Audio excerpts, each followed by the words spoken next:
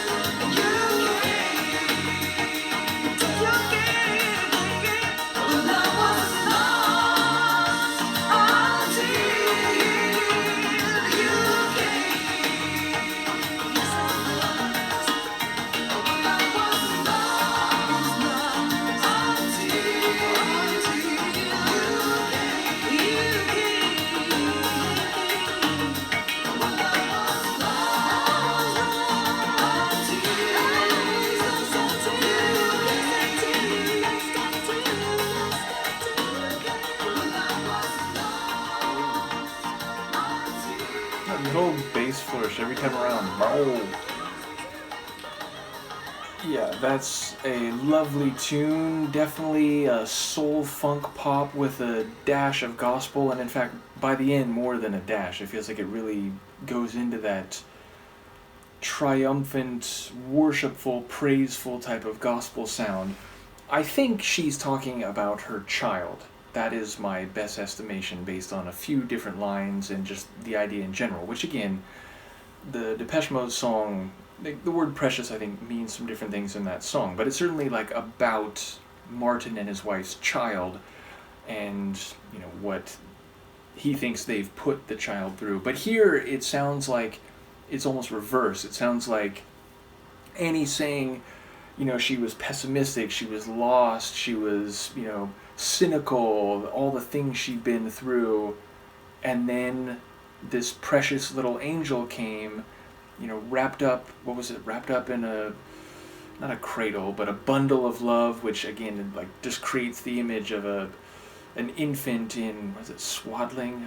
I'm out of my league here, or out of my depths, but yes, the sort of, like, you know, wrapped up in a bundle and being cared for, and it sounds like through the arrival of this precious angel, this child, Annie feels like she's been given a new lease on life, and it's not the end, it's the beginning, and she's going to be with this child, watch him, I'm not sure, grow, and then when they are older, Annie's going to be right there by their side. So it's like she's been given a new lease on life, she's been given an invigoration, it's the next act of her life, and look at what you've done, you precious angel, you've changed everything, and it feels like the world is a brighter place. She's feeling very grateful, and I don't know if there's an overt spiritual dimension to it, there may be, but certainly, again, sonically and vocally, it has a feel of like a jubilant but also soulful gospel choir slash band. And again, I enjoy the, like, that funky bass line. There were a couple layers of like bass and guitar which had a bit of funk to them. Obviously Annie's vocals, as in many cases, was very soulful, but as I said, with a bit of a gospel flavor. I do think, like a lot of Eurythmics tunes, we get like layered polyphonic Annie vocals, which is always a good thing. The more Annie voices, the better.